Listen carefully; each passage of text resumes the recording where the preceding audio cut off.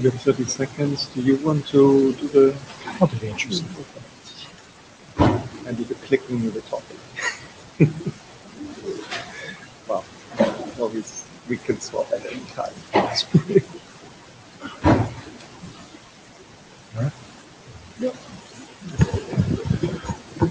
Good afternoon, everyone. This is DOTS. I'm glad you're here to join us. My name is Roman Daneliu, and I'm co-chairing with Tobias Gondrom. So let's get started. So you've seen this, I'm sure, in previous sessions. The note well, of course, applies to this meeting. We have the blue sheets passed around. Please do make sure that you sign it so we can provision the room in future meetings. And wanted to thank our Jabber scribes and our note takers, Frank and Bob, very much appreciated. Agenda-wise, we have a full deck ahead of us. What you see there is not that different than what was on the mailing list. I think only one implementation report was added. Would anyone like to bash this agenda?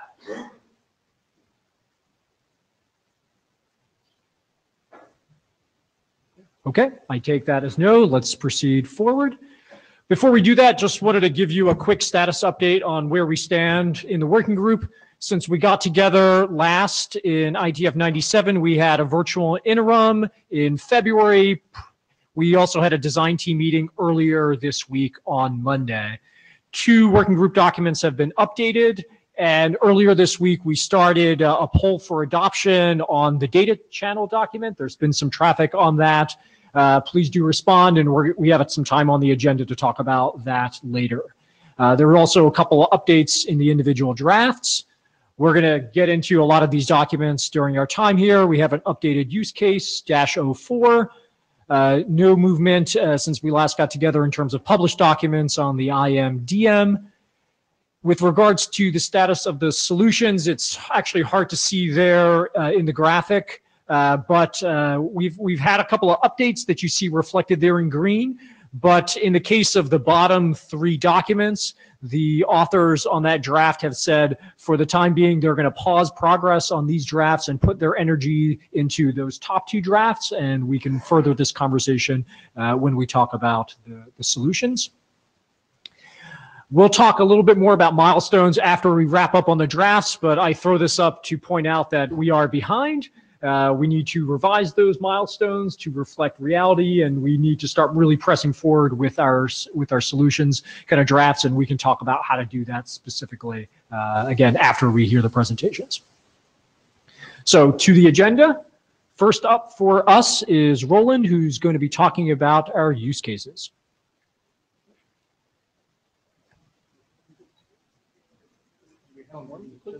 So we have the clicking now. One moment. Okay. Hi, I'm Roland Evans, Server Networks. Okay. The clicky is not working. It's not? I'm not smart enough to use it. Here we go. Okay, here we go. So first of all, thanks very much to Daniel Mago and Frank Jha, who pushed this update out. With the 04 draft of use cases, the structure has been simplified, so a lot of the stuff that was in the appendices we've deemed unnecessary and has been dropped.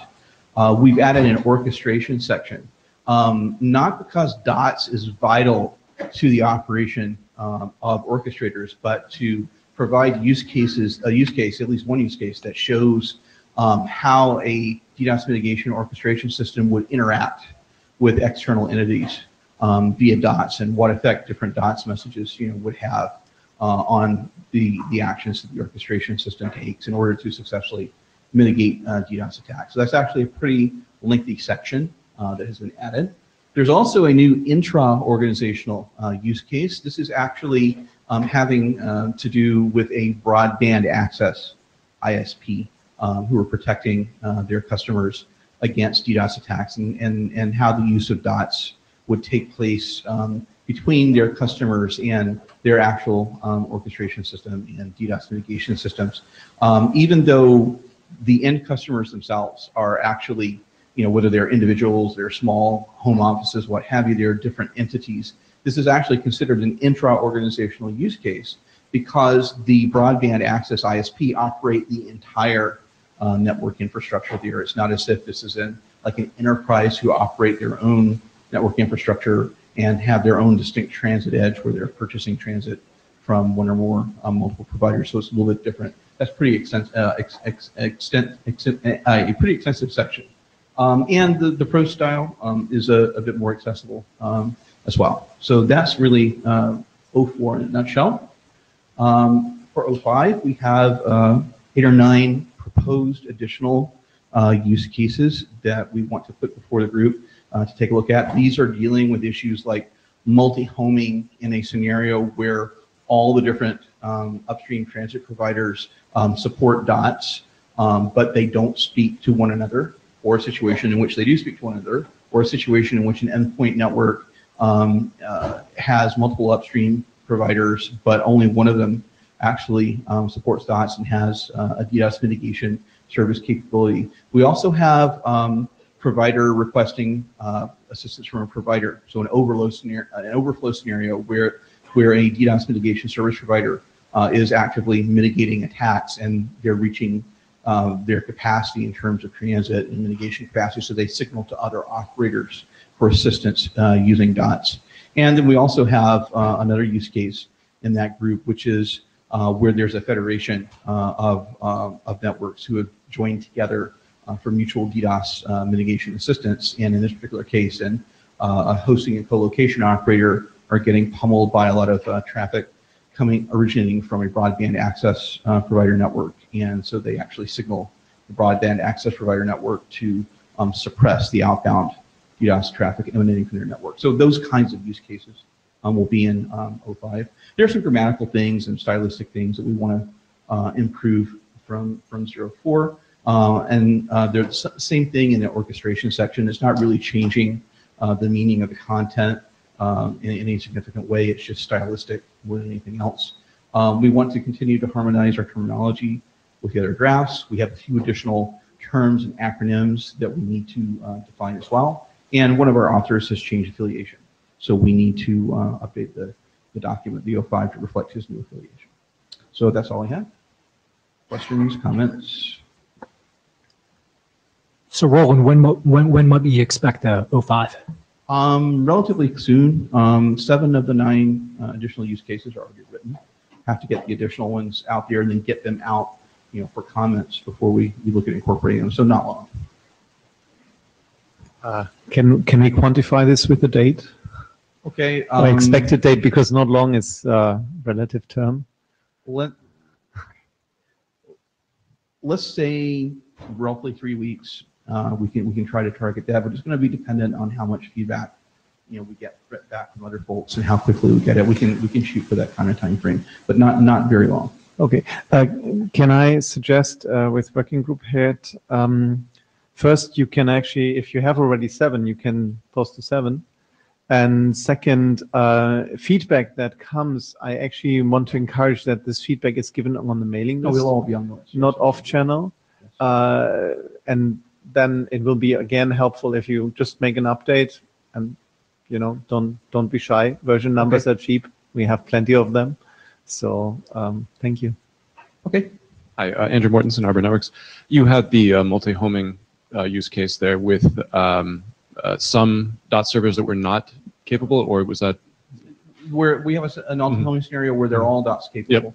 And a multi-homing scenario where there's multiples, but only one of them is DOTS capable. And we talk about the operational impact that will have on the organization that is requesting, the things that they need to take into account when they have to, when they're under DDoS attack, and then they end up going from 3 upstream providers to 1, right? What kinds of things they have to take into account.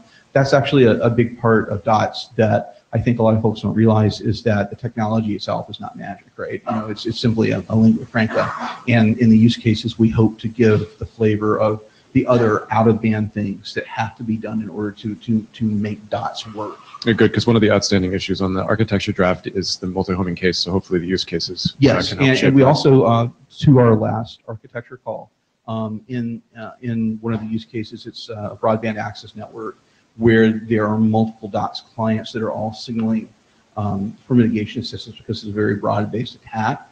And we talked about whether or not it should be considered in scope for DOTS, the DOTS servers themselves to try to consolidate alerting, or whether that should be, up to the orchestration system and what have you. So that particular use case is included. Thanks. So wanted to ask if there are no additional questions.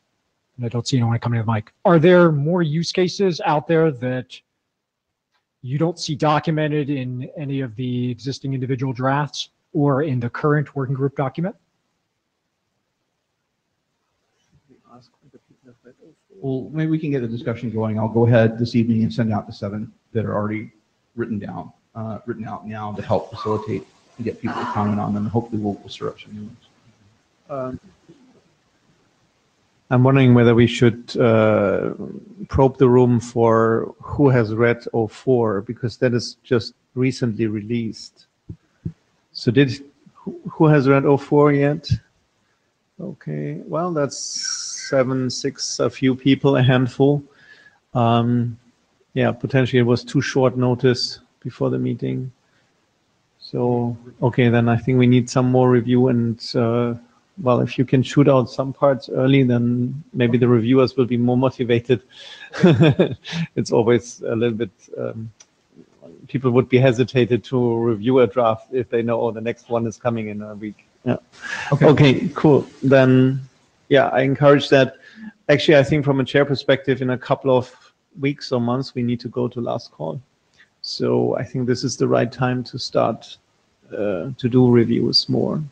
Thank you. Thanks, everyone. Thank you. Thanks, Roland. Next up is a discussion about requirements. Andrew?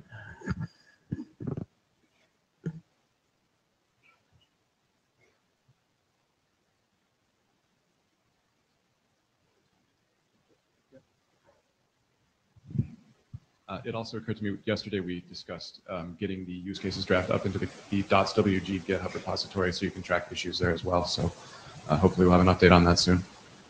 All right, so this is an update on the DOTS requirements.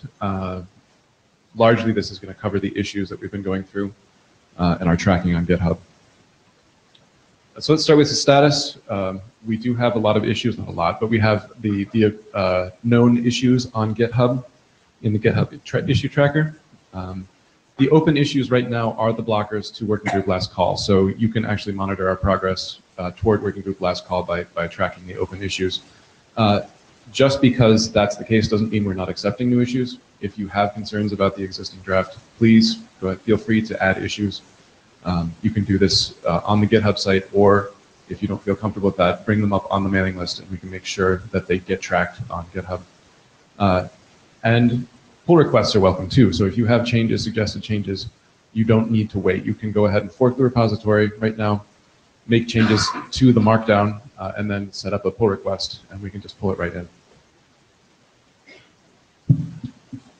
So we've closed about half of the known issues since the interim meeting. Any feedback that we get on the pull request has been very helpful.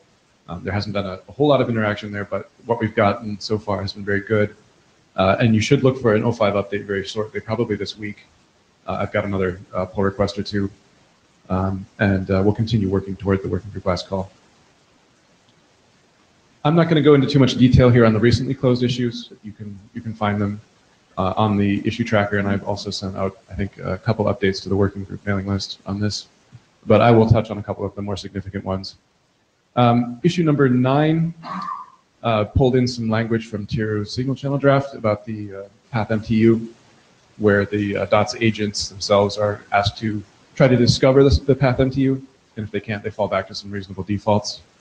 I think it's 1280 for the default case, and if legacy IPv4 networks are a consideration, to fall back to 576, really, if necessary. Issue 11 covers what sort of security state the DOTS client can assume on redirection. We currently have some language there that says the DOTS client cannot assume that the security state is going to be the same on the redirection target, but it's free to try to do session resumption using something like DTLS session resumption. I think probably of the other closed issues, number 12 is the most significant. This is trying to establish the responsibilities of both parties when it comes to mitigation requests and the status feedback you get from the server. This goes into some details as well about the details that are going to come back. So packets per second dropped on behalf of the client, bytes per second, total bytes dropped, total packets dropped. There's some additional things there, but they're, I think, less important. I think one of the major concerns that Dave Dolson, whose feedback kind of drove a bunch of these issues, had was about some of the indistinct language for things like mitigation, termination, handling. So we've tried to clarify that and the responsibilities of both parties when mitigation is actually considered to be totally terminated. This has an aspect where, to try to prevent route or DNS flapping, the DOTS client it can make a request to terminate mitigation, but the server has a small window to leave the mitigation running. So if the client decides to re-enable mitigation rapidly, the DOTS server is not announcing routes again rapidly. I don't know if this is actually a concern for people. It's sort of an informal survey that I've done with some operators. It seems to be this is relatively important, but others have also said we can just do route flap dampening. So I would be interested in some feedback if anybody has some.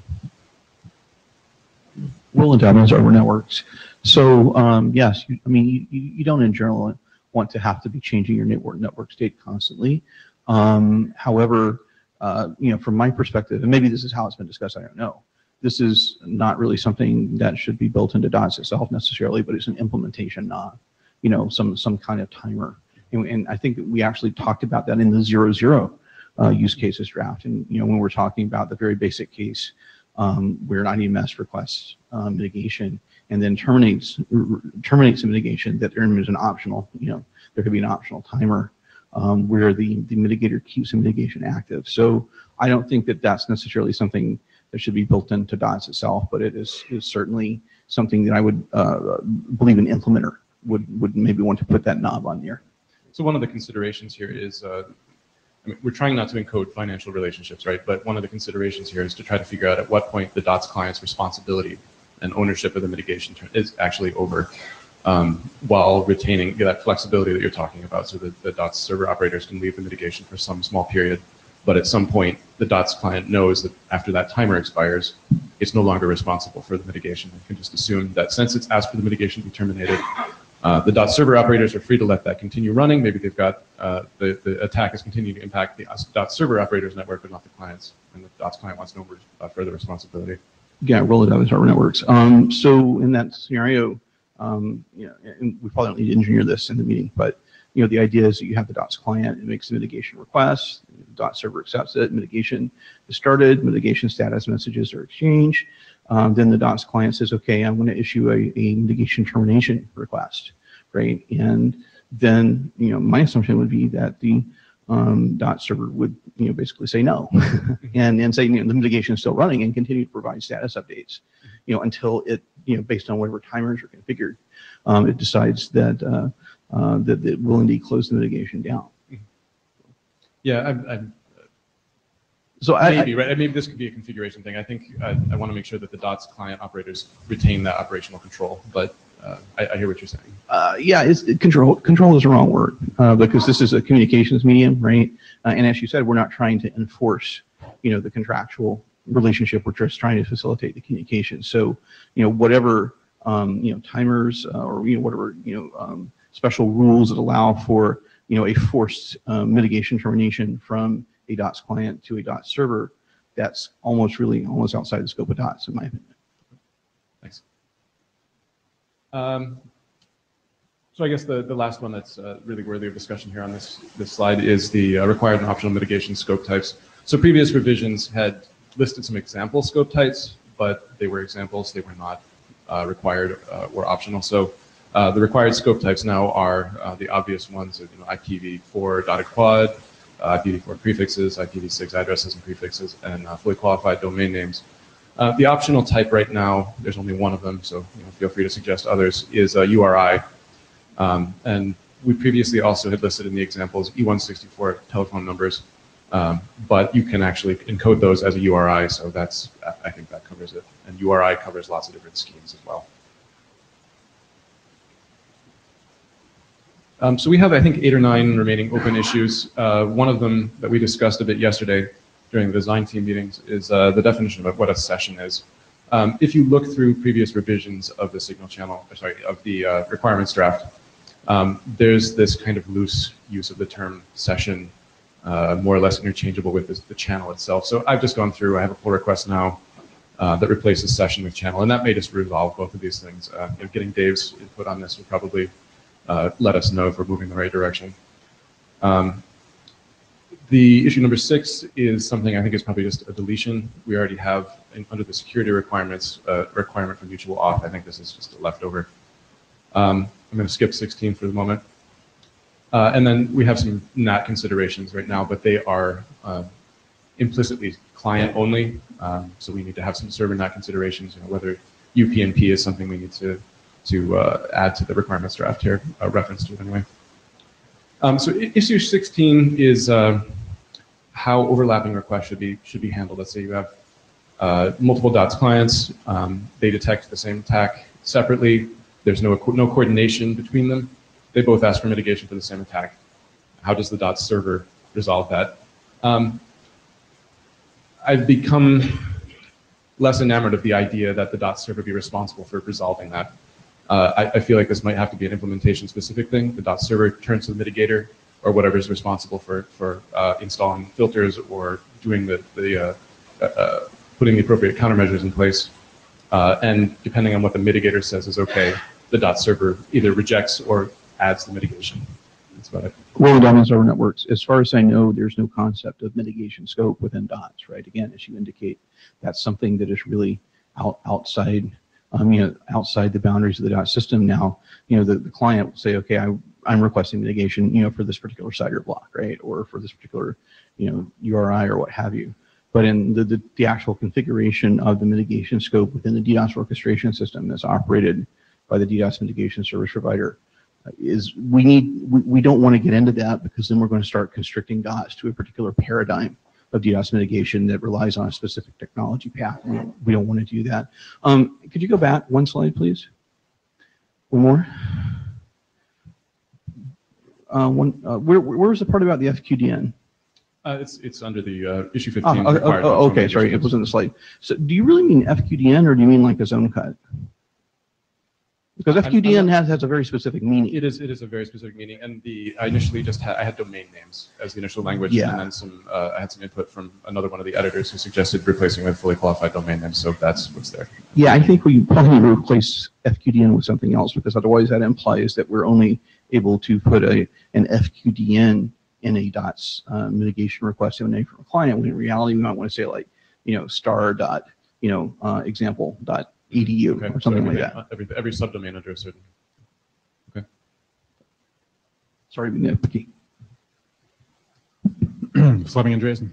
The overlapping request handling. I understand why you prefer on the server side not having to deal with it. I'm not convinced that's the right answer, though. My concern is that I don't want to get into a scenario where requests are essentially client specific, right? And a given client that had asked for something would have to be the one that gets rid of it as well. And if there are any kind of conflicts, right, somehow the clients have to coordinate amongst themselves, right? I don't think that's going to be workable. So I totally agree on that. Yeah. So I think there's an issue in terms of when you specify I need mitigation for a certain scope, right? How does that get reconciled between multiple clients that are not necessarily coordinated? Mm-hmm. And I don't know how you would do that without having the server essentially dealing with that overlap and resolving it on the back end. So the one thing that's been in the back of my mind, right, is might be an appropriate place for the relay, where we have the aggregation of the signaling, and the relay is responsible for doing that. I don't know that that's any different than just having the server do it, right? Figuring out where the overlap is and merging them. What relay? Did I say? Oh, yes. Thank you. What gateway? What gateway? No. So what I'm saying is. No, I'm being serious, right? Because no, I understand. Yeah. No. In the architecture, we have this diagram, right, where there's this aggregated signaling, right? We have multiple downstream.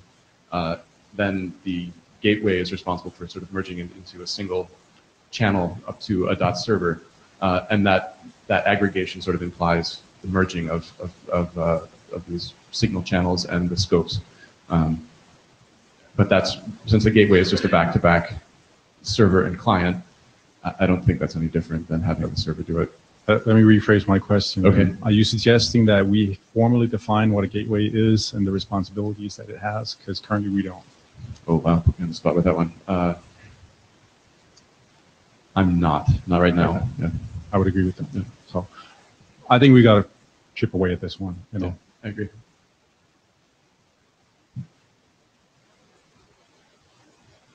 All right, I think the remaining open issues, none of these are particularly contentious in the way that the overlapping one is.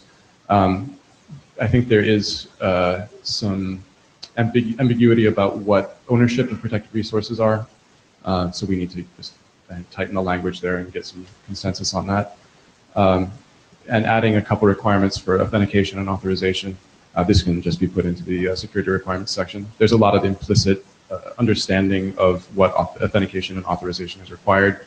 We just need to make that explicit. And finally, Dave brought this up before the last inter meeting about the need for replay protection.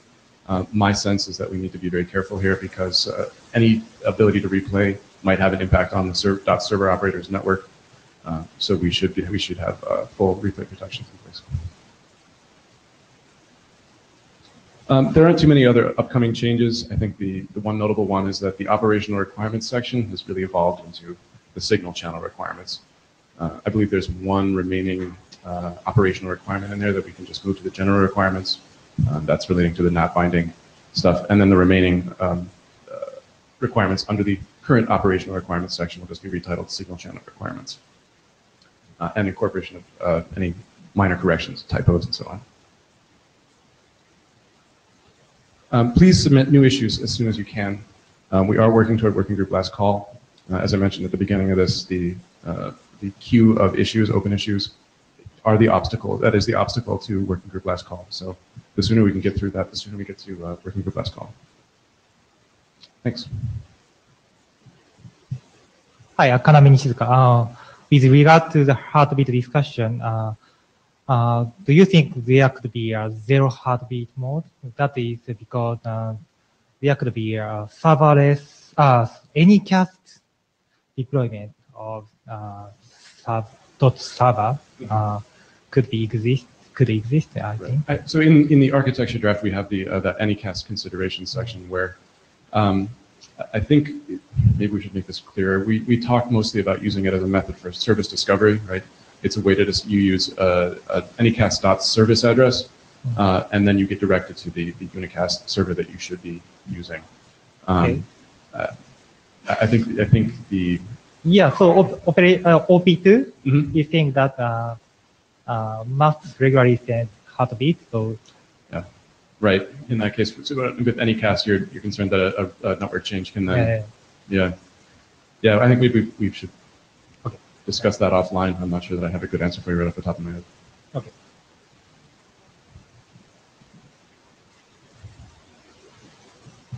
Hey, Nick, just to Kaname's point there on the zero heartbeat idea, I think that might have value. I mean, there's the odd potential implementer who I've spoken to who wants to just spin things up on an ad hoc basis, because they don't want to be maintaining multiple sessions from multiple customers, potentially to multiple. Yeah. And so that could have some value there. Initially, that could be handled maybe via the data channel, I guess, which could be just mitigation request additional, but if the signal channel had a zero heartbeat option.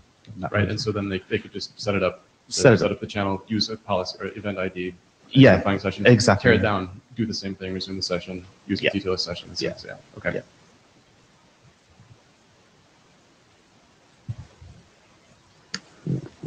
Okay, other questions and comments? Okay, in that case, we'll move on to the next draft, which is the architecture. And Andrew, you still have the floor.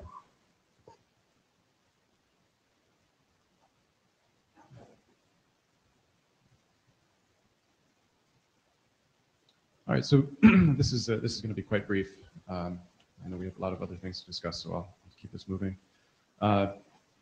Like the DOTS requirements, we are tracking open issues on the GitHub issue tracker under the DOTS-WG group. We only have a couple remaining issues right now. The document itself is kind of paused while we're waiting on changes to the use cases and requirements. I think the recent movement on both of those drafts is getting us into a position where we can make the tweaks that are necessary, and we can get ourselves toward working group last call soon. The issues that we have closed recently do cover things like service discovery, anycast, and the need for redirection in the DOTS architecture. These have been closed for quite a while, but and all of those changes are in the existing draft. So if you have issues or concerns about the current discussion of any of these topics, please take another look and bring it up on the working group mailing list or simply open an issue. We only have a couple remaining issues, as I mentioned in the question for the use cases. Multi-homed DOTS clients are still something that we need to sort out. I would like to talk more with the use cases authors on this so we can try to coordinate and come to, I think, something that's mutually agreeable.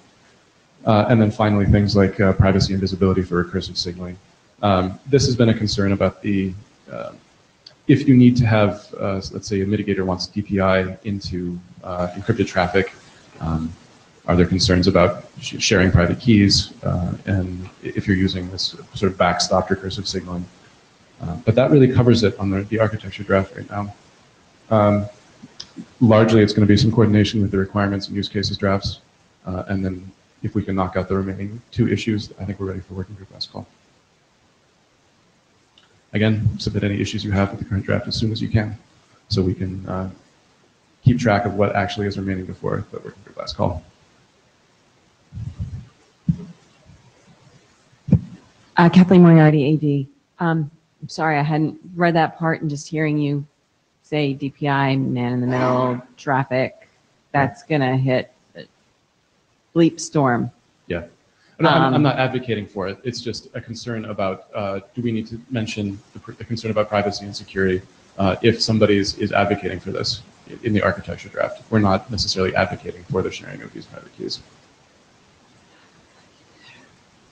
Why wouldn't you just have a requirement that prohibits it? I'm sorry, I didn't. A requirement that prohibits it.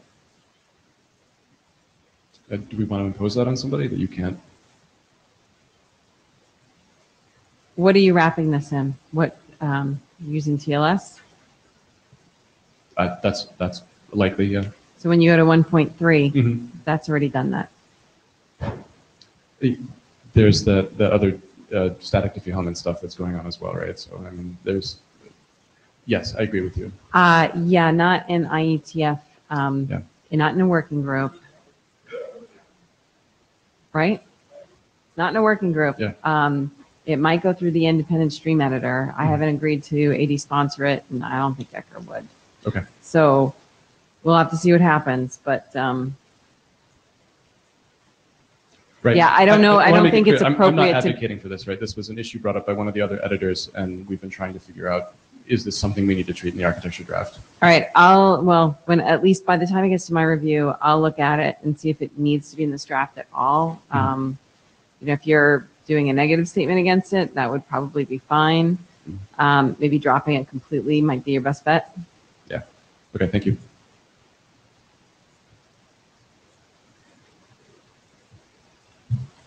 Roland Dobbins, Urban Networks. A couple of the issues that are still outstanding for architecture as well as for requirements, they require some fairly dense discussions that might, we want to keep things on the list as much as possible, but that doesn't preclude having interactive discussions and then summarizing for everybody on the list.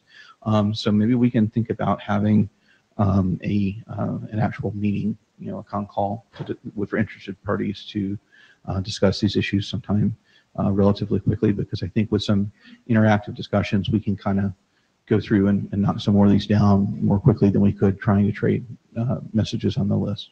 I agree. I would even settle for any discussion on the mailing list at this point on those issues.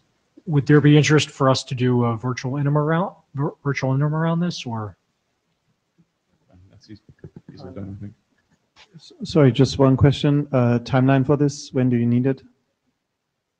Next week, 2 weeks, 2 weeks from here. Okay, so you come to us and tell us, and we do it? Yeah. Okay, thank you.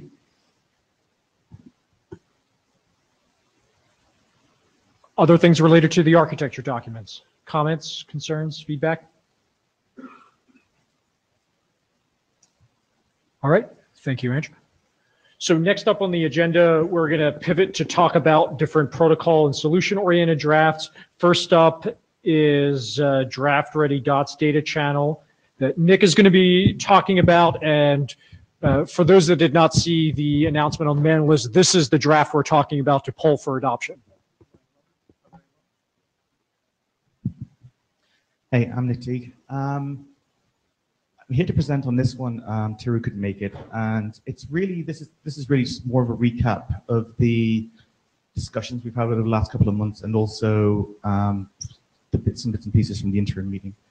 The main reason why I want to recap it is because after the last meeting, we had a number of discussions between myself, Andrew, Tiru, and a couple of others, and we decided that as far as the data channel goes, a lot of the efforts were converging anyway. So we decided to just converge onto this one draft. So to that end, the data channel is using RESTconf. There were Yang models in there. They're cool, they're Yang, they're funky. The updated draft meets all the requirements as it has been. It's been pretty much in line. This draft has been pretty much in line with requirements all the way along. Still sitting on top of the stack that's very, very familiar, the RESTconf, TLS, TCP, IP, with DOTS sitting on top of it. The RESTconf was suggested, and it seemed to make some sense. It's obviously a subset of netconf. It's not as heavy as netconf, so we feel it might provide less overhead as far as like implementation goes. But then kind of it allows us to basically use some commonality across other efforts as well. It addresses the needs of what we need as far as like configuration and so on. You've got the general kind of what you would expect: post, put, delete, get to retrieve config data, non-config. There was a TLS heartbeat for liveliness. It's generally speaking the data channel's reasonably connection oriented anyway, so it will be maintaining that as it goes along.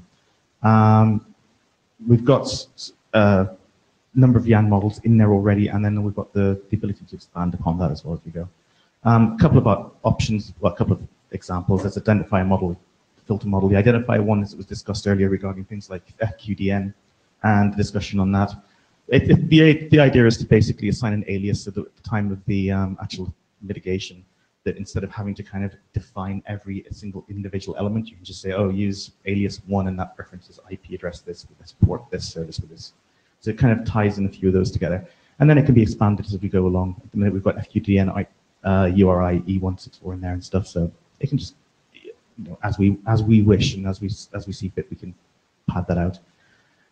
And that's pretty much it. I mean, I think we've all come along the same path of the type of things we want in this particular draft and how it's been going, and we've all been kind of getting there.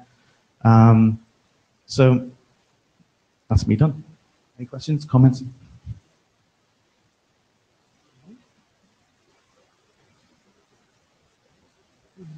Sweet.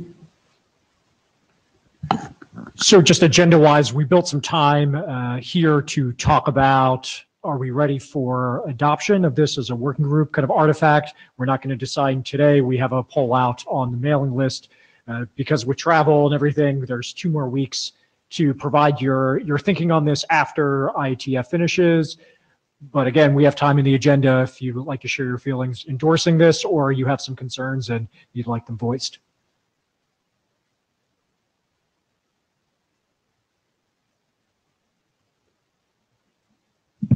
Fleming Andreasen.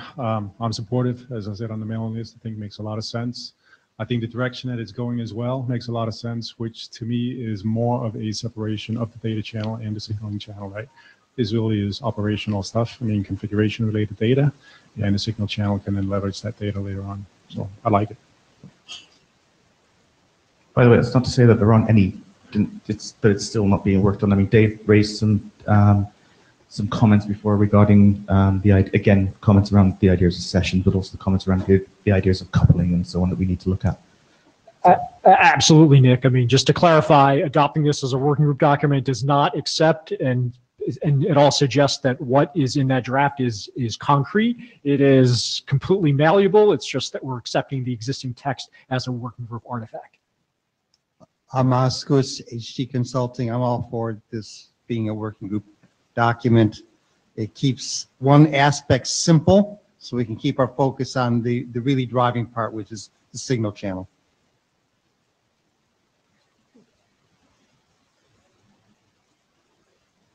Cool. Okay, thank you. Then that moves us to the next part. I'm on the hook for this one as well. Yes, the signal channel, which is maybe more challenging, let's say it this way.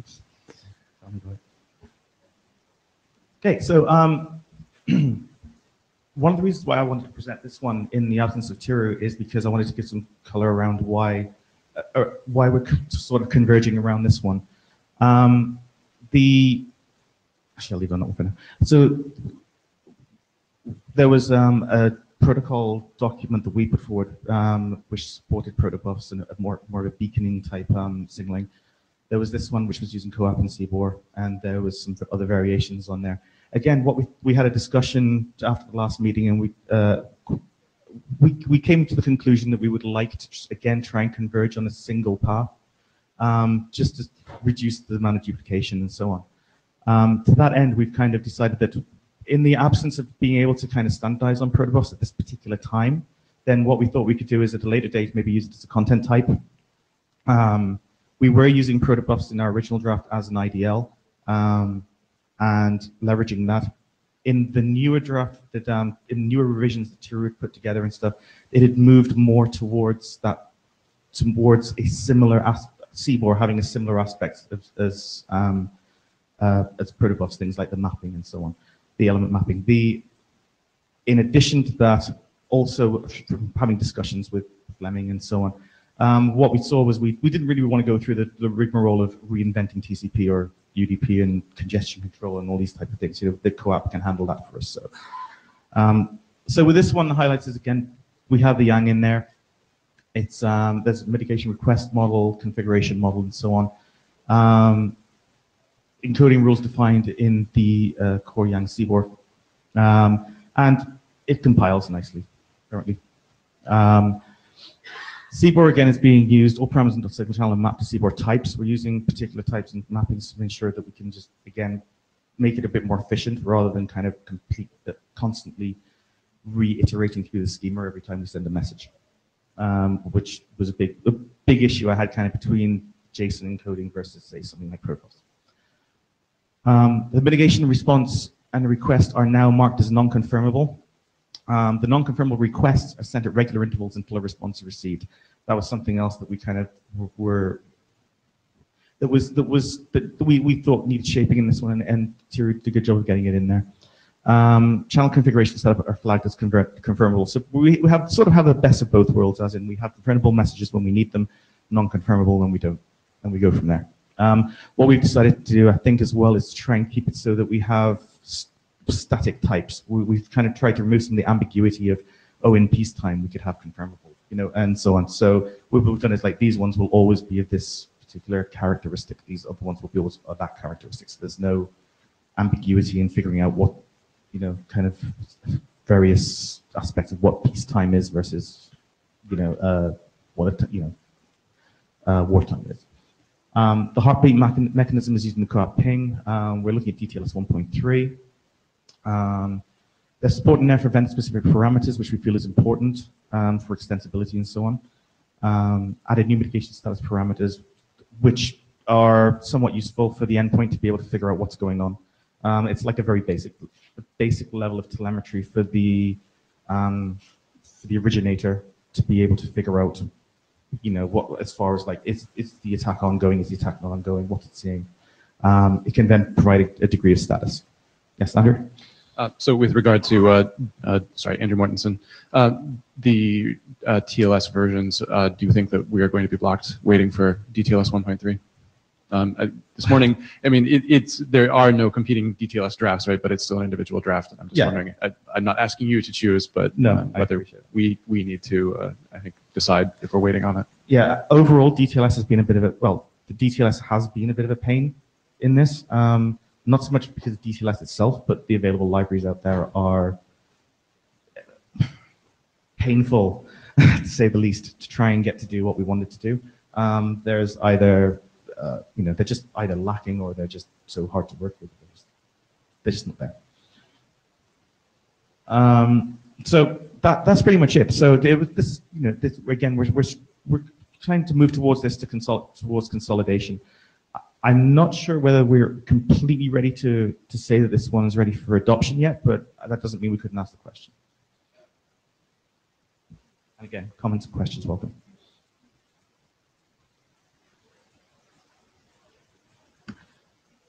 Maybe as a chair, quick question. Why do you say you think it's not ready yet? My personal opinion is we just need to refine it a bit more, and that's maybe just being a bit precious. I guess it's more cosmetic than anything else. My opinion is that I just feel we need to kind of like maybe just refine it and just have it flow a little better. And I think that's something that's actually been working to in the most recent version. And I think it'll be out in the next version as well. And I think we're very close to it, but I just think there's a few tweaks and everything there just before we go with it. Having said that, like I said, that's not to say we couldn't ask the question. Fleming Andreas. So I very much support the notion of trying to converge on a single document. Yeah. I think, what this group needs to produce, right, are protocol specifications in the end. Well, one of each, one for the data, one for the signal, right? Not multiple of them. And the sooner we can get to that point, right, the better. In terms of, where do we focus our energy, right? We had the information model as well. Yeah. The reason that we had that, right, quite frankly, is because we have had competing protocol suggestions in there, right? The data model is in here already, right? Same thing for the data channel. So if we could find a way of converging on a single protocol for the signal channel, I think that would be very helpful to the group overall. So I would certainly support it from that point of view. Cool. And, I think it looks reasonable, right, as a starting point. What's in there at the minute? Like, I don't really have any issues with the content or that. So we just need to. It's just flow and, like I said, cosmetics. Yeah, there are plenty of details still, right? That you want to change. Yes, sure. Moskowitz, I do have two concerns from what you said, Nick. Actually, one that Andrew said. DTLS 1.3 blocking. Mm-hmm. What's the consequences of that? What is it that? Why do we want 1.3? And thus the blocking. We may need to call that out. The other thing is the comment you mentioned about actual DTLS implementations and issues regard to that. Is there experience which is showing us something that we need to be concerned with, and again maybe some implementation recommendations which we may need to say as information, but something may have to put in the document with regard to actual experience. No, I think those are both great comments. And as far as our implementation goes, implementation attempts have gone. I think what we've found and where we've had heartaches is because we've been trying to get this working for a little while, and in our various efforts, and it's like just trying to get the one that's, that ticks all the boxes that we feel we need. Having said that, I think if we do start to consolidate on single draft and we're starting to kind of say, well, now we can start to talk about this stuff, then we can start to then dig deeper, figure out what we need, what's lacking, what we can tolerate, even. Yes. And so on. And then we can figure out, well, is this a blocker, or can we go to do something else? For example, I think Andrew used Tiny SSL, which had an implementation that might not be great, but would it be sufficient? So there's those questions to come up. But yes, I think your comments are well noted. Thank you. Hi, Andrew Mortensen. I think I'm kind of responsible for the question about whether we should adopt now, but that was on revision 09. Revision 10 has incorporated a bunch of stuff, and I would be okay talking about adoption at this point. Maybe that is indeed then a question to ask. Maybe before I ask that, we should ask who has read documents. Okay, who has read draft ready dots signal channel version 8, 9, or 10? Because that makes the castle a bit. Okay, so that's a couple of roughly 10, 12. keep your hand roughly. Okay, just okay. I think that's a sizable amount of people. So, actually, shall we ask now? Okay, let's be aggressive and let's ask now. So, who would be? I'm going to ask the question: who would be comfortable? No, who is in favor of adopting this as a working group draft? The answer would be yes, no, or don't know. So who is in favor? Yes. Or shall we hum? I think hum is probably more adequate. Sorry. So hum now. Or the AD has something to say? Kathleen wants to get yeah, you want to move to a location. Oh, okay. You're a strong hummer. So if you're in favor of adopting hum now, please. Okay. Who is against that? Hum now, please. Okay, I think that is reasonably good. Abstains, you can hum. Okay, I think that is quite good consensus to adopt. Cool. Thank you. Cool.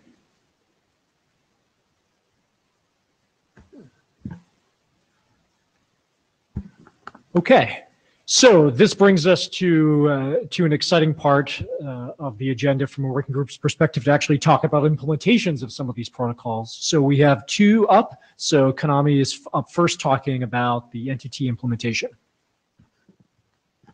Hi, I'm Kanami Nishizuka from NTT Communications. Today, I'd like to share you the implementation experience and findings in short presentation. Okay, now we are developing .client server software, which is on the specifications on these drafts, which now in this room. I just say it's working well, though it is not fully implemented the DOTS protocol. It will be open sourced with BSD3 cloud license. It is early implementation, however, it is aimed to implement full DOTS protocol specification in accordance with maturing of DOTS protocol itself. And we can show you a demo at any time, so please contact us. I'm available after this meeting anytime in the rest of IETF meeting. Excuse me, Kanami, can I stop you? Which versions of those drafts did you implement? Okay, it is not written clearly. Date channel is the previous latest draft. Signal channel is based on version 7. Okay, thank you. Okay, this figure shows the outline of our application. The core of application is the DOTS communication channel between DOTS client and server. The DOTS client sends DOTS message to DOTS server in co-op over DTLS as DOTS signal. The DOTS server receives that signal and then it validates it. The validate a message format and the content itself of the DOTS signal, and then determine whether the signal should be handed over to further process. Then DOTS server starts mitigation by handing over the signal to pluggable blockers as mitigators. We chose GoBGP as the first pluggable blockers, which enables RTBH, low spec, or diversion in any BGP network. So we expand the capable interfaces to utilize other devices which will be over SSH or other protocols. Finally, the DOTS server will be able to send DOTS message to other DOTS-enabled devices as the DOTS gateway functionality.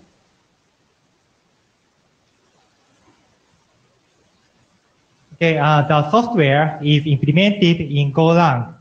As an implementation experience, I can assure you that the core specification of signaling is mature to be implemented.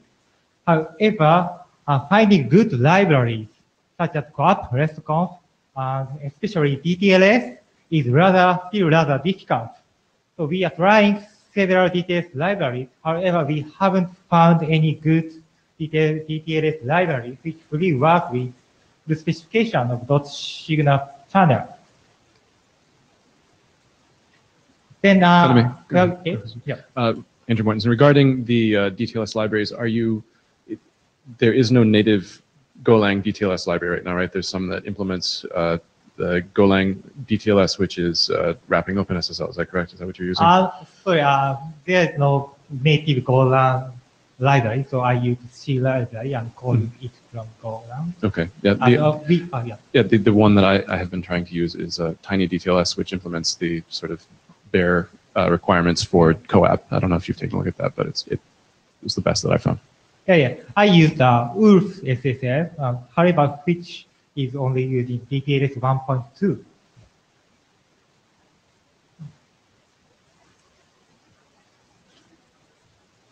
Okay, I'd like to show you two issues found in the implementation experience. First one is about the coupling of data channel and signal channel. The signal channel draft says that DTLS or TLS-based client certificate must be used for mutual authentication. And the dot server couples the dot signal and data channel session using the dot client identity. So two drafts require the same common name for client side in DTLS of signal channel and TLS of data channel. I think this is strong restriction for implementation and deployment. So if DOT is going to use other mutual authentication technologies, it needs generalized concept of CN, I think. I'm wondering the customer organization or mitigation ID tip should be included in signal and data messaging. Okay. Yeah. Hi, Jeff Hodges. You don't need to really be using the CN as the subject name. You should probably be looking at using the subject alternative name extension and mapping to DNS in that. Okay, you don't need to use a next 500 distinguished name in the subject. You can put whatever you want in there, but you really should be leveraging subject alternative name. Okay, yeah.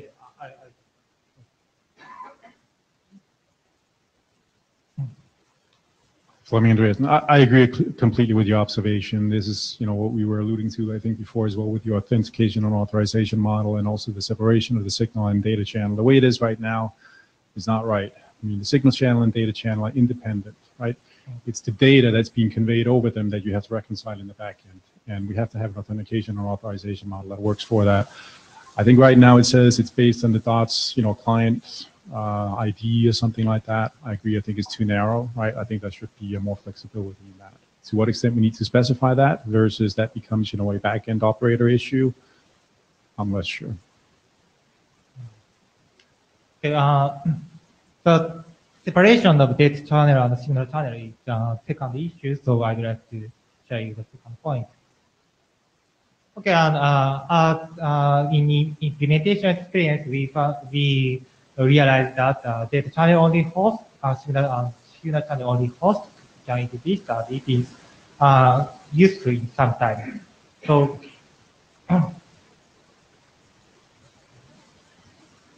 okay, if they are separated, so data channel and signal channel are separated, the dot client for data channel can be placed in different locations. There would be less probability of suffering from attacks than the place of signal channel only devices.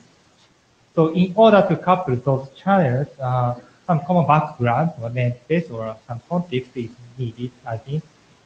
However, if this situation is useful, I'd like to add some use case to our use case draft, I think. Fleming Andreas, absolutely, I think there is such a use case. Agreed.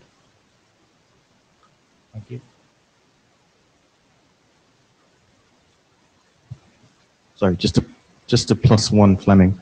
I agree there is a use case. I can see many occasions when that might be useful for whatever reason. To have either have separation within the domain or to have clients that are, again, like we said before, either single signal only or data channel or combined but spread out. Yep. Yeah. Thank you. Is that's not captured right now in the current text? I'm confirming. I don't think it's captured in that I don't think so. context. Yeah, I think you could imply it, but I don't think it's actually captured.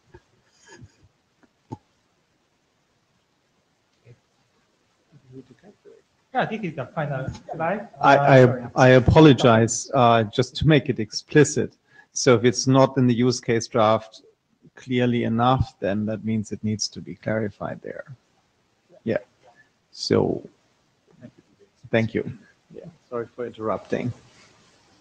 Andrew Mortensen, I was wondering if you'd done anything toward client provisioning at all, or bootstrapping, or if that's still coming down the road. Oh, sorry, client implementation? Client provisioning, yeah. So getting the keying material to them and so on. Yeah.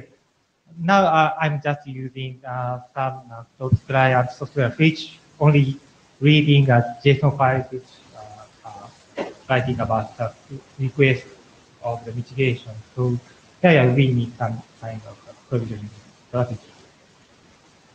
Bob Moskowitz, this last slide where you had the one data channel with multiple signal channels pretty much flies in the face of your previous comment about how to connect the two authentications together to pair them up, because you basically have almost like a reverse multicast sort of a situation here, or how the identities are going to be done. This is going to take some real serious thought about how to do the identity controls such that you have what linkage you want. It's an interesting use case, but it's going to take some real serious thought of how to do it. I'm feeling comfortable with it. Okay, yeah, we can discuss about our working group about how to make it. Jefferson Nobre Unicinos. You mentioned, I think, in the first or second slide that you're open source the code, right?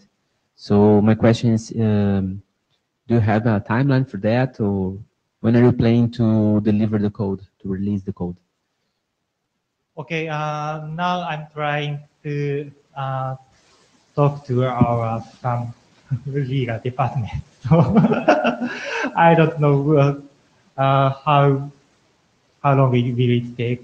So I cannot promise you. However, it will be between this IETF meeting and the next IETF meeting. Okay. Fleming Andreas, and just responding to Bob's comments before, I actually don't see them at odds with each other at all. I think they're very well aligned, the two use case scenarios that you have there. I think it's very common, right? It's not the channels that are being bound together, right? It's the data that they're operating on and controlling access to that data that needs to be sorted out. I don't see anything at odds there.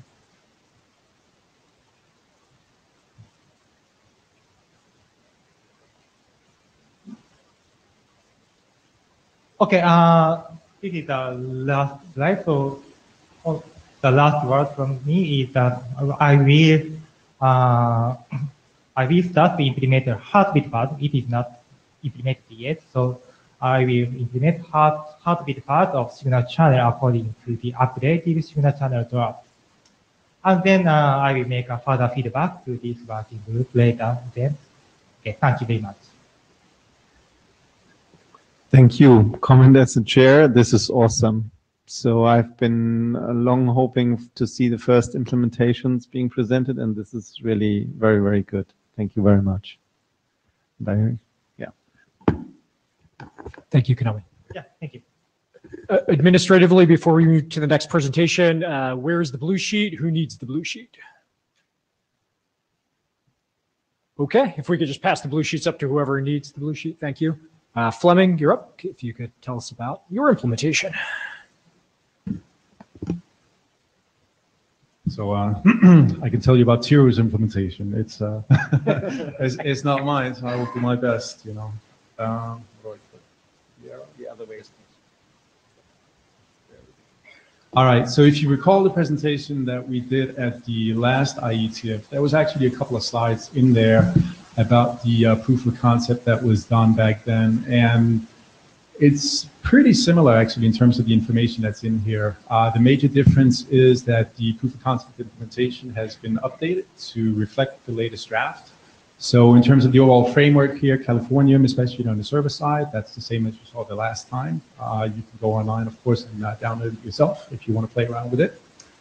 There are various APIs in here. As Nick was mentioning, right, there's things related to congestion control that are important. Message transmission parameters, heartbeat timeouts, which we're specifying as part of the overall DOTS protocol operation. And then the new part here about messages being confirmable or non-confirmable. So that's being leveraged as well now in the new proof of concept that Tira has done. The client side is browser-based. So there is a plugin, Copper. Again, there's a URL here where you can go fetch that. That will enable you to essentially come up with your own messages, and then you can send those to the server, and you can play around with those. And that's essentially what's been done. And here's an example of those. Again, you see we have an example here of a non-confirmable message. CBOR is what we're using. And this is another, there's a way of actually decoding some of these messages back and forth if you wanted to see. There's a URL for that as well. So this is just basically illustrating you an example message here, how it's been actually encoded and what's being sent across. So that is it for the proof of concept from Tira. Any questions or comments on that? Okay, thank you, Fleming. Thank you. So we just had 2 implementations. Is there a third one lurking that anyone wants to bring up, or aspiration for implementation?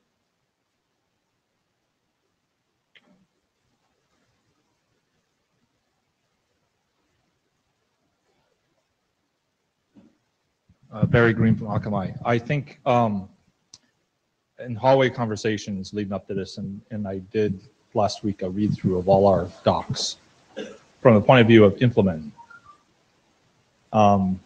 As Russ White and I were talking, we don't want this to go down the path of cider.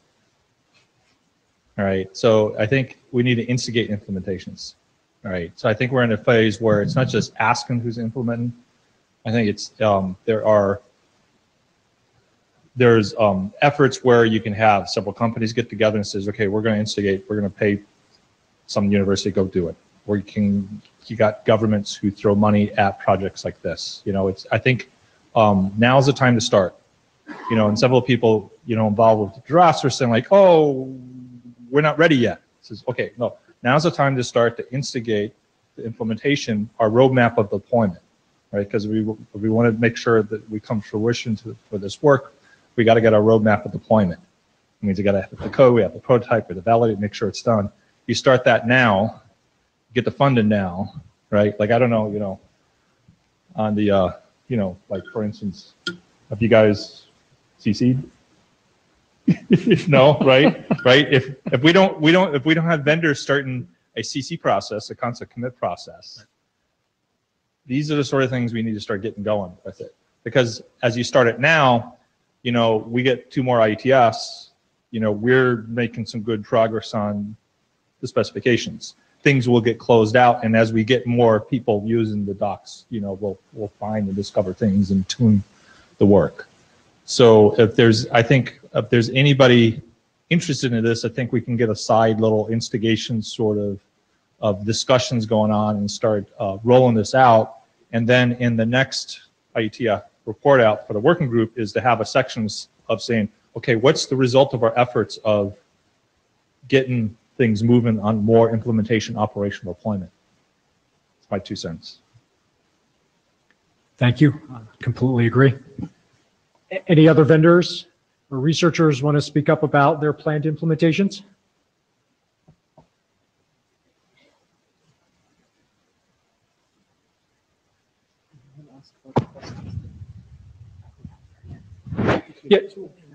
Yeah, so 2 things that Tobias and I have been talking about are, first, now that we're talking about individual specifications, do we want to start doing this as part of the hackathon? that's held the Saturday before IETF, perhaps in Prague or Singapore. And given that we have two implementations, at what point do we start talking about interop between them? So things on our minds. If you're interested, please do let us know. Okay. So the last item on our agenda is not directly related to some of the specific architectures we've been kind of talking about. So next up is talking about IP fix usage. So Marvin.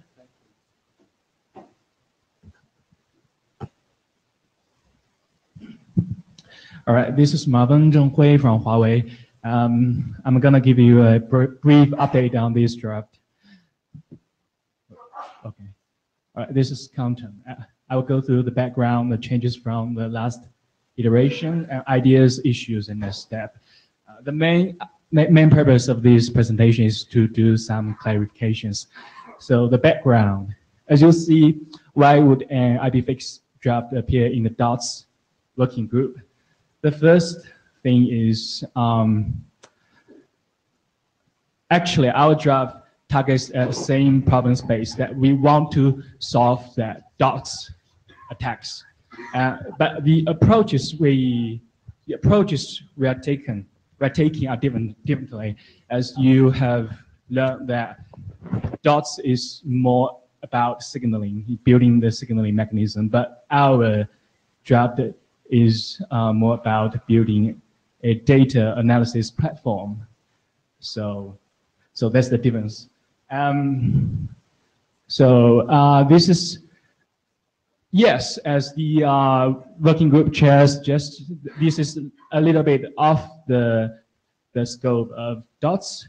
So the reason why we submit this revised draft is because it's a little bit about the history. The original draft was here, so we want to present the new updated draft here. Maybe we can hear some opinions from the floor about security issues. All right. So the next slide.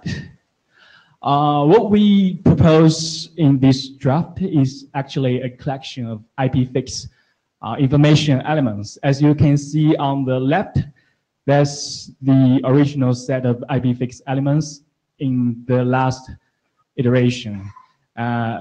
So in the new draft, we have reviewed the IP fix elements, and we have actually removed a lot of IP fix elements.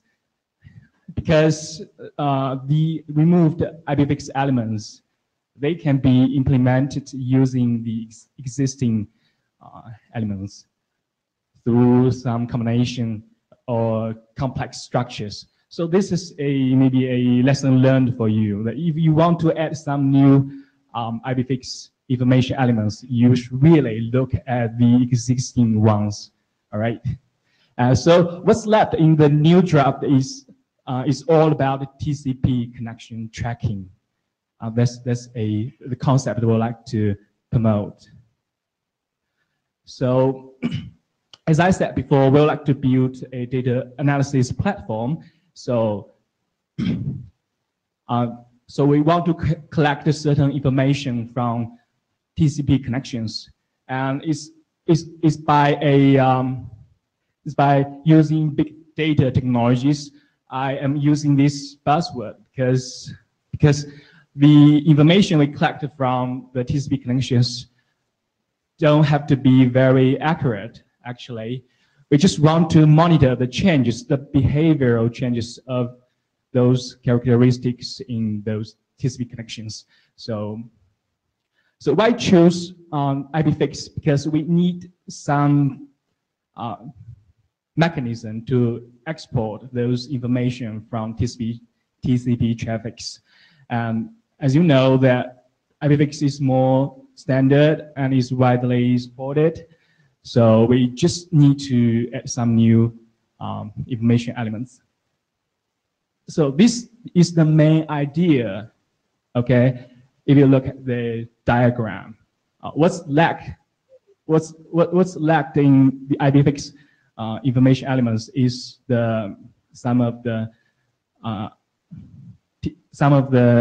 information related to TCP that set up or the timing information. For example, the timing information that is related to the TCP three-way handshake, which is used to set up a TCP connection.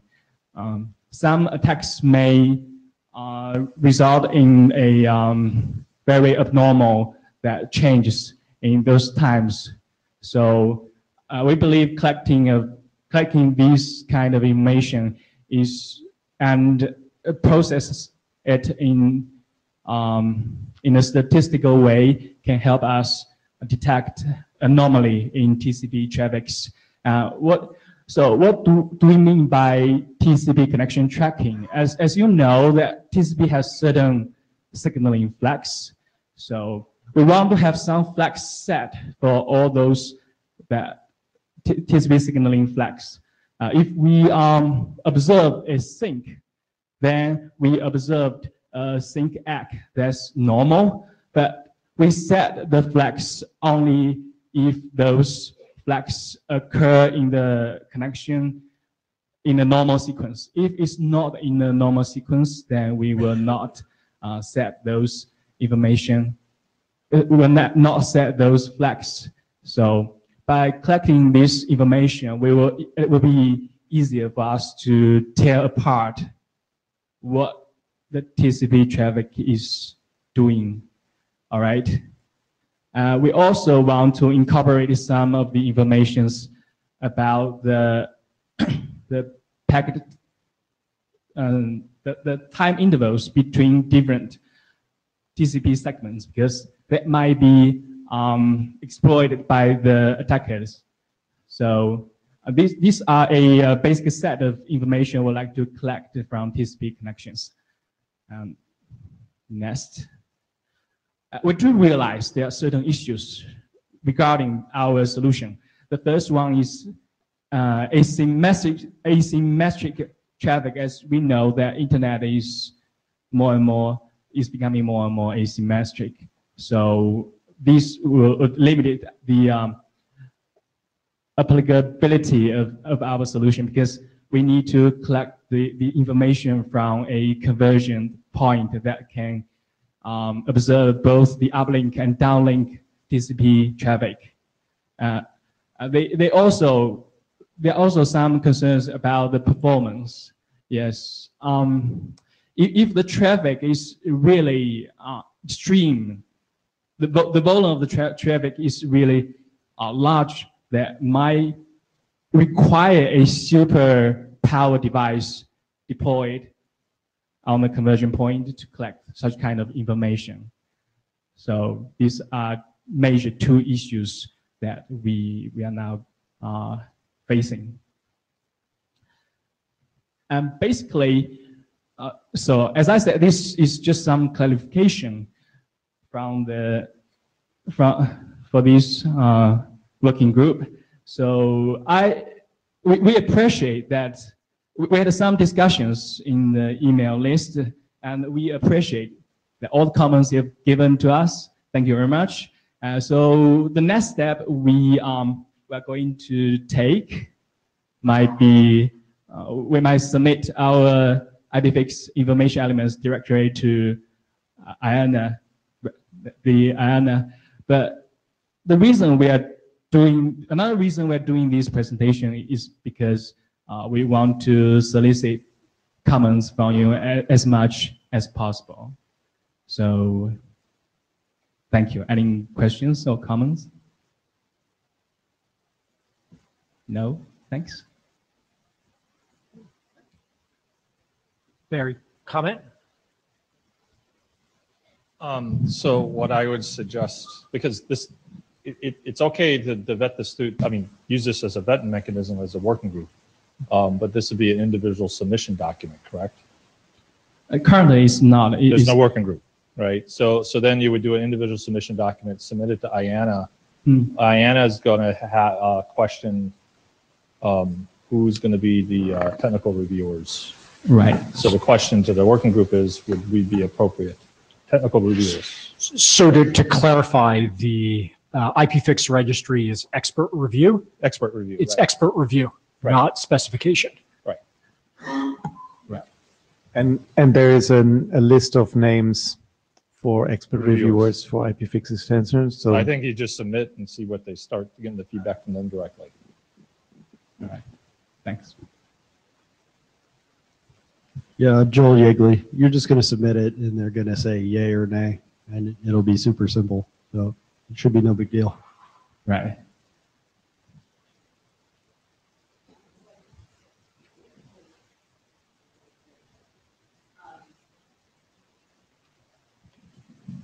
Well. What? You know, maybe I'll talk to you offline.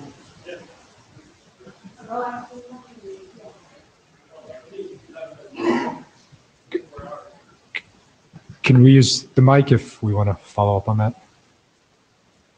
Kathleen Moriarty, AD. I'll follow up with Joel. I had some thoughts while you were presenting as well, and thinking, see if what the chairs had suggested, and seeing that the IPFix doctors, if they were okay with it.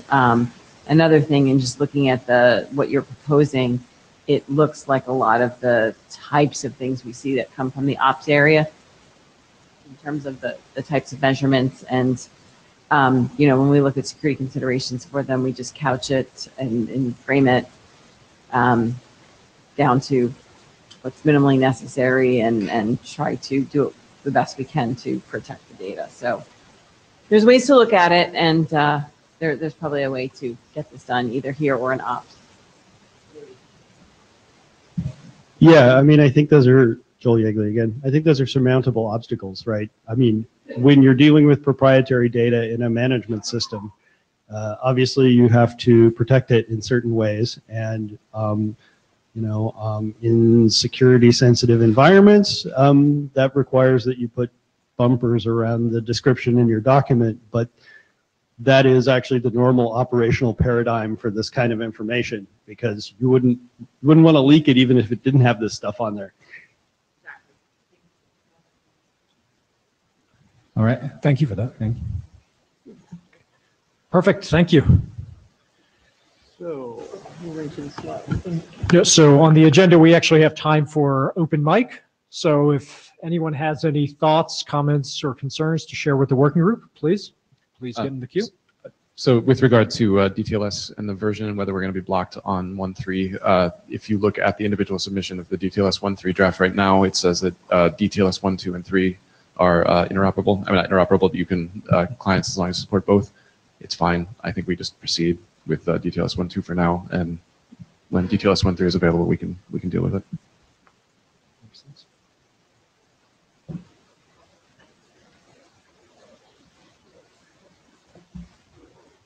Tobias Gonrom, Huawei, non-working group chair head. Yes, big +1. Go for DTLS 1.2.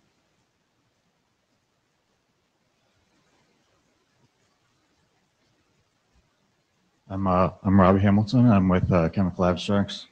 Can't see, but it actually is new members, so I have no idea for sure what mitigation means here. And if there's, of the implementations that I've seen so far, is there anything specific in those as far as mitigation goes? The reason I'm asking is we're a DDoS attack target on a regular basis now. And every IP address that tries to connect to us is different. And so as far as I can tell, there could be 500 billion people trying to connect to us. So I don't know necessarily even how to tell, other than the fact that suddenly we're out of sockets on a server. So anyway, that's a question. Andrew and Roland, are you answering that question? Yeah, Andrew Mortensen, Arbor Networks.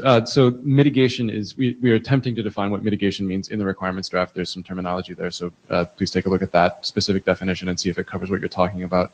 I don't think the specific form of mitigation, whether you're using something that is a firewall or a DDoS mitigation device or just trying to put out flow spec rules to block is within the scope of DOTS itself. Roland Evans, Urban Networks.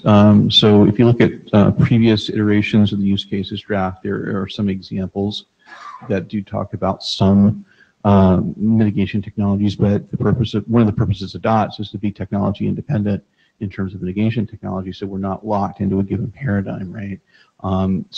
You heard earlier in the meeting, we were talking about some of the additional proposed use cases that will be coming out, and those feature different technologies and so forth to provide some, I guess, color commentary, right? If that helps. Hey, XT, just more color to the discussion. As far as the way I see it, I think the simplest way to paraphrase Andrew in the past has been the idea of DOTS is to basically say help it hurts here, and then as far as the mitigation goes, that could be anything. I mean, it could be unplug it. You know, it could be anything at the end is in scope as far as what that could be. But that we don't want to prescribe that because people's ideas are different.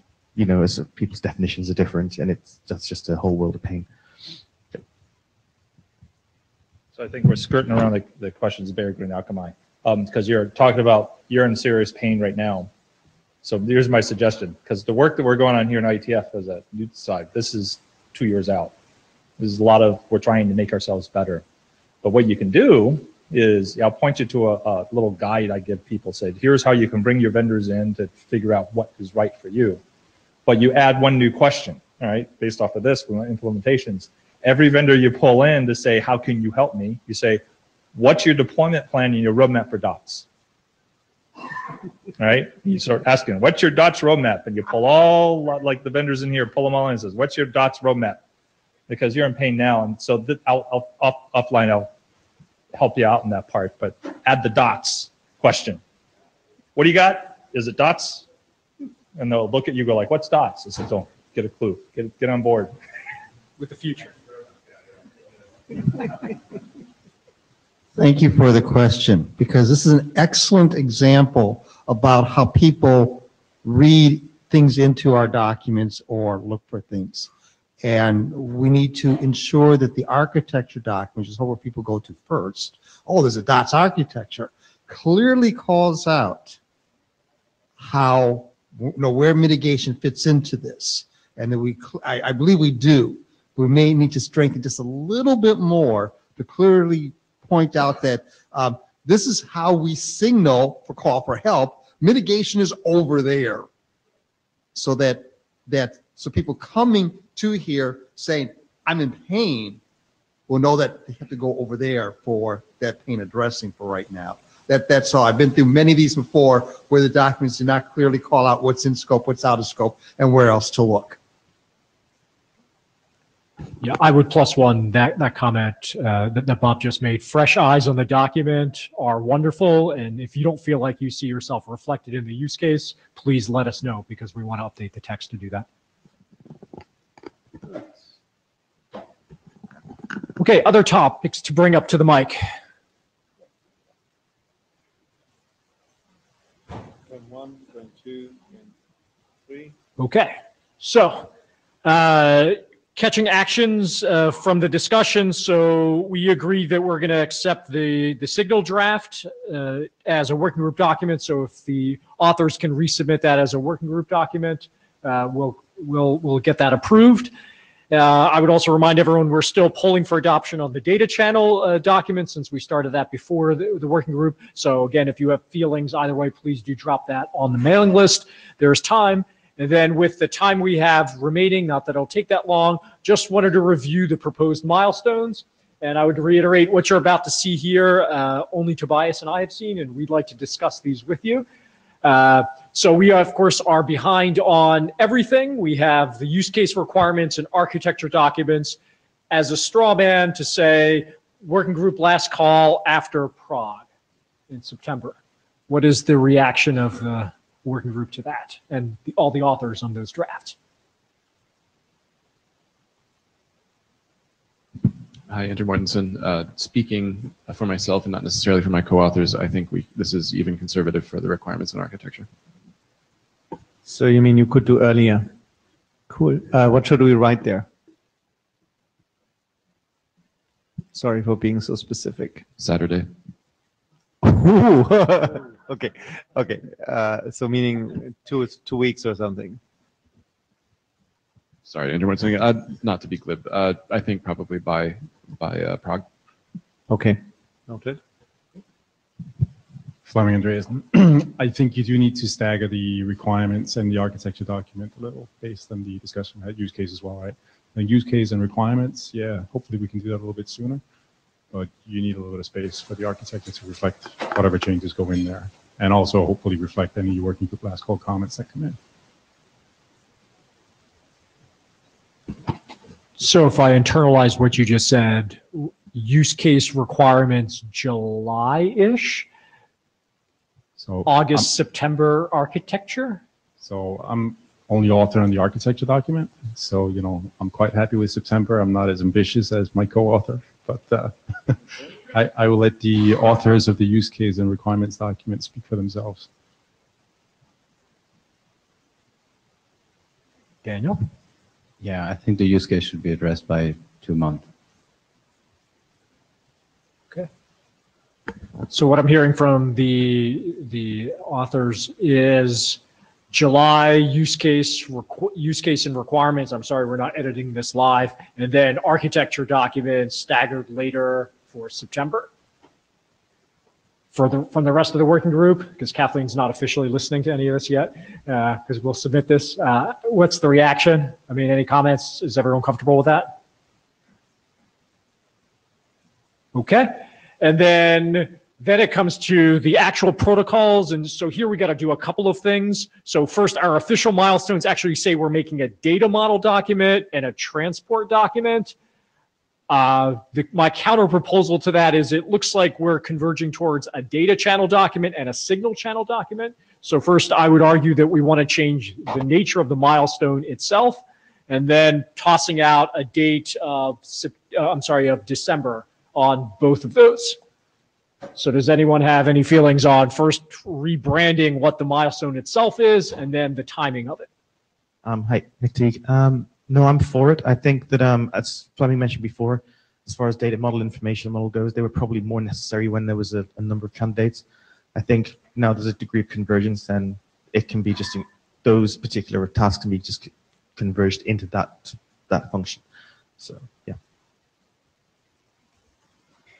Other reactions from the working group on those? Okay. Well, Kathleen, we're going to submit these to you officially for your review so you can stare at them just as we described. Okay, so this actually brings us to the end of the agenda. We have time, so if anyone wants to come up to the mic, going once, going twice. Okay, well, thank you, everyone, for participating. Thank you very much, and we will send out the invite for the upcoming virtual interim discussion in a few days. And yeah, hereby closed. And if I could have the blue sheets, whoever has them, if you could run them up to the front. Who has not signed the blue sheets yet? And where are the blue sheets? Good. Hi. Oh, pleasure to meet you. Where are you doing?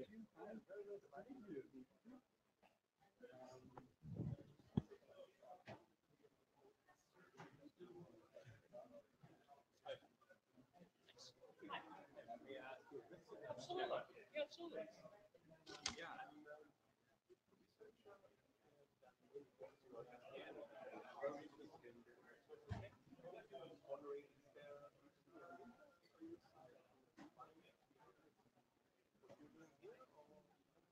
We would see, I think primarily